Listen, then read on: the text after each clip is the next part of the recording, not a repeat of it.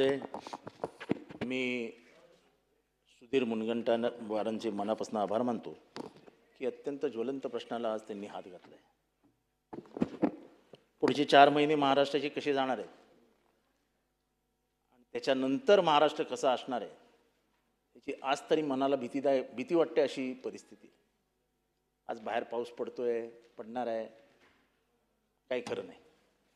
आज सकाळी जे काही ऊन पडलं होतं, मी सहज सीलिंगला फिरायला गेलो होतो।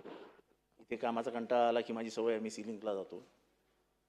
पण पावसाळ्यातला समुद्र, ऊन हे सगळं बघितल्यानंतर मी मुंबईकर आहे, मला असं कुठेतरी वाटलं की ह्यावेळेस पाऊस पडणारच नाही। 6 महिन्यापूर्वी तुम्हाला अल निनोची सूचना आली होती। जागतिक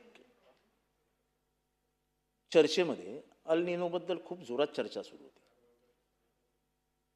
ती गांभीर्याने घेतली गेली नाही।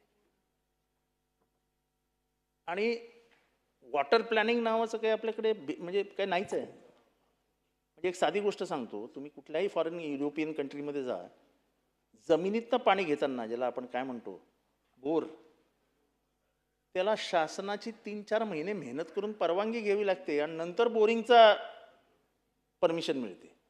आपल्या इथे तर हे बोरिंग फसलं, बाजूला मार, असं होत नाही। आपलं वॉटर लेवलच इतकी खाली गेली आहे। केळकर साहेब, येऊरला एकेकाळी 20, 30, 40 फुटावर पाणी लागायचं आणि ते पण 2 इंच 3 इंच। हे मी स्वतः बोरिंग केलेलं आहे माझ्या अनधिकृत बंगल्यात, तो पाडला, मला 20 फुटावरती 2 इंचाचं काय पाणी लागलं होतं। आता मी माझ्या अधिकृत बंगल्यात अधिकृत जमिनीत बोरिंग मारलं मागच्या वर्षी, 350 फुटाला पाणी नाही। येऊरला म्हणजे जिथे काय फार बोरिंग होतात वगैरे असतला काय भाग नाही, पण एकंदर पूर्ण महाराष्ट्राच्या पाण्याची पातळी खाली गेली आहे। राजकारणाची गेली ती गोष्ट वेगळी, पण पाण्याच्या पातळीबद्दलही चर्चा करूयात। आणि त्यामुळे ह्याच्यातनं माझी एक सूचना आहे की बोरिंगवरती निर्बंध आणण्याचा प्रयत्न करा, नाहीतर आपली वॉटर टेबल इतकी खाली जाईल की आपल्याला पाणीच मिळणार। आपण प्लॅनिंगच करतोय की नाही करतो याच्यावर माझा विश्वासच राहिला नाही। आज जी बेसुमार बांधकामं पूर्ण पट्ट्यात होत आहेत, वरळी, बांद्रा, म्हणजे पूर्ण पट्ट्यात, आणि ठाण्यात केळकर साहेब पाणी आपल्याकडे 31% शॉर्ट आहे। आपण असं कधी म्हटलंय की सीसी मिळणार नाही, ओसी मिळणार नाही?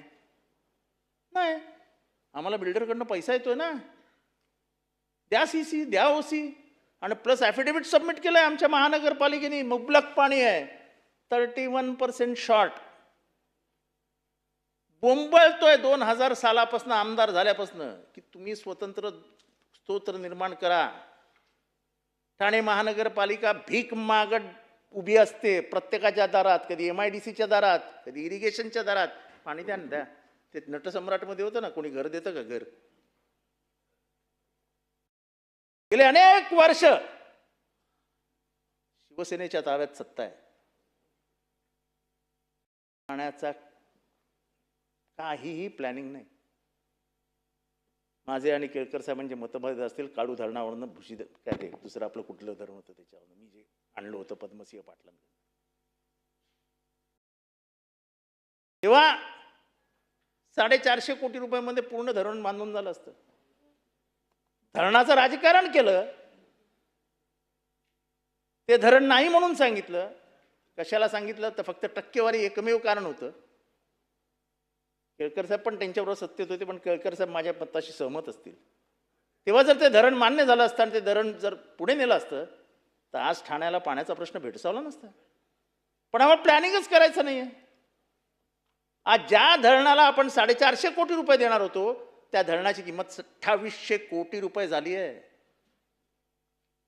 अध्यक्ष महोदय, प्लॅनिंग नावाची गोष्ट पाण्याच्या बाबतीत करणार आहोत की नाही? आज मी इतक्या उघडपणाने आरोप करतोय की तुम्ही हायकोर्टामध्ये खोटं ॲफिडेव्हिट दिलं की आमच्याकडे मुबलक पाणी आहे, तुमच्याकडे पाणीच नाही ठाण्यामध्ये। हीच परिस्थिती मुंबईत आहे। ताई, मुंबईत पाणी आहे बोरिवलीच्या बाजूला वगैरे? हो ताई, बोरिवलीच्या बाजूला वगैरे पाणी आहे? कुठेच पण नॅशनल पार्कमध्ये पाणी नाही, कुठेच पाणी नाही. मग कधी करणार प्लॅनिंग? म्हणजे बोललं की राग येतो. आमच्याकडे म्हणजे आमच्याकडे एकनाथ शिंदेसाहेब मुख्यमंत्री झाल्यावरती मी त्यांच्याकडे जाऊन पहिली मागणी केली होती की ठाण्यासाठी धरण घेऊन या. रस्त्यांची गरज नाही, पाण्यावर जगणारे मनुष्य. रस्त्यांची गरज आहे, नाही असं म्हणत नाही, पण शेवटी जगायला पाणी लागतं. मुख्यमंत्र्यांच्या मनात असतं तर 2 धरणं महाराष्ट्रातली काढून त्यांनी ठाण्याच्या नावावर केली असती आणि ठाण्यातला प्रश्न सोडवला असता. वाढणाऱ्या लोकसंख्येला निर्बंध न लावता येणारी घरं त्यांना परवानग्या देत राहिलो आणि प्लॅनिंगच नसेल तर अल निनो काय आणि उल निनो काय, काही आलं तरी काही फरक पडणार नाही. पाण्याची टंचाई आपल्याला भेडसावणारच आहे. एवढे ते जलशिवार आणि अमुक शिवार आणि तमुक शिवार, कुठे गेला तुमचे शिवार? वाहून गेले शिवार सगळे ताई. शिवारात पाणीच नाही, असं कसं होऊ शकतं? 90% योजना पूर्ण झाल्या. कुठे पूर्ण झाल्या? याचा अर्थ स्पष्ट आहे की सगळ्या शिवारामध्ये फक्त भ्रष्टाचार दिसतोय. कसे काय कोरडे पडले हो? तुम्ही पाणी अडवा, पाणी जिरवा. कुठे गेलं पाणी अडवा, पाणी जिरलं? जिरलंच नाही. जिरला तो फक्त पैसा. त्यामुळे एका सुंदर विषयाला तुम्ही वाचा फोडली. मला अधिक काय याच्यावर बोलायचं नाही. काय परिस्थिती दिसते महाराष्ट्रामध्ये, काय परिस्थिती होणार आहे. दुष्काळ नक्की आहे. तर त्या बिचाऱ्यांना, शेतकऱ्यांना वाचवायचं कसं याच्यावर विचार करा. पण शेतकऱ्यांपेक्षा हा दुष्काळ सर्वात जास्त फटका कोणाला देऊन जाणार आहे तर तो शहरी लोकांना, ज्यांनी कधीच हे अनुभवलेलं नाही आहे. आम्हाला माहितीच नाही सुखी धोरणं असतं, धरणं असतात कशी. पाणी येतं महानगरपालिकेच्या नळातनं येतं, सकाळी येतं, आम्ही आपल्या काय हंडे बिंडे जे काय भरायचे पूर्वी ते भरून ठेवतो, झालं आमचं काम. पण मी तुम्हाला सांगतो अशीच परिस्थिती राहिली तर मुंबई आणि ठाण्याच्या परिसरामध्ये 4-4 दिवस पाणीच येणार नाही. याची तयारी, मानसिकता आत्तापासून तयार करा लोकांची. पाणी कसं वापरायचं, किती कमी वापरायचं ह्याच्यावरती धोरण आणलं. आपल्याला काही गांभीर्यच राहिलेलं नाही. नागरी प्रश्न आणि ग्रामीण प्रश्न. नागरी प्रश्नाकडे सरकारचं फक्त कुठे काय, bridges, overbridges, 80 feet road, 90 feet road.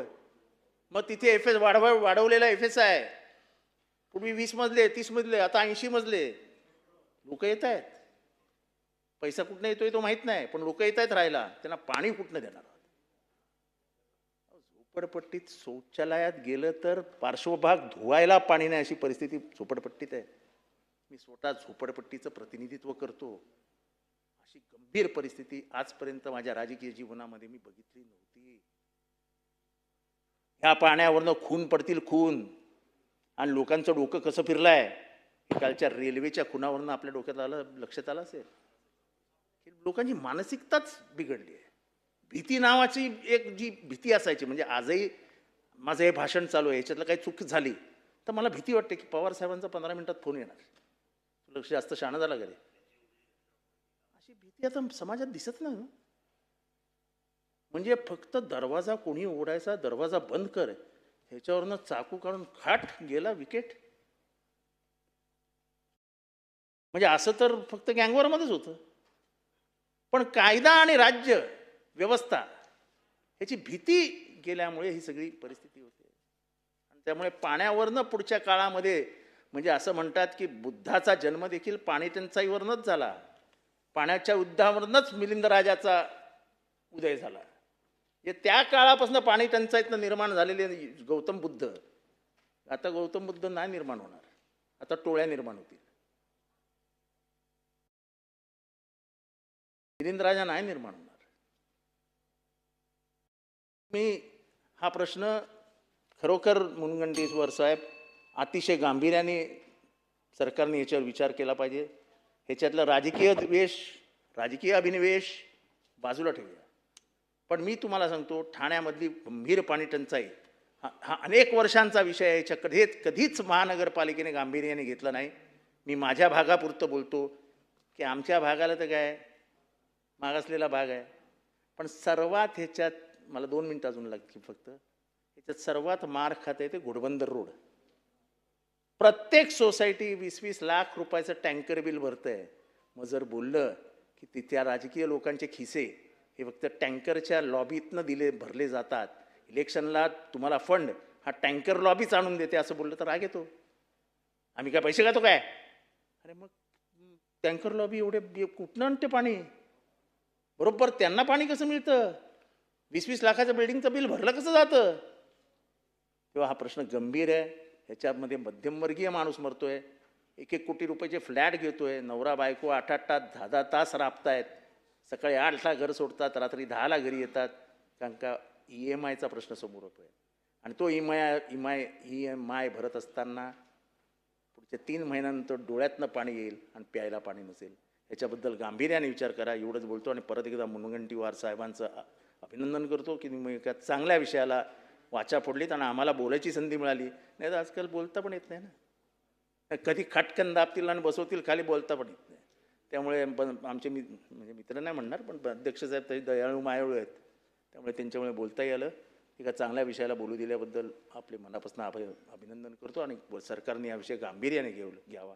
एवढंच बोलून माझं भाषण थांबवतो. जय हिंद, जय महाराष्ट्र, जय भीम. पाण्याच्या प्रश्नावर बोलताना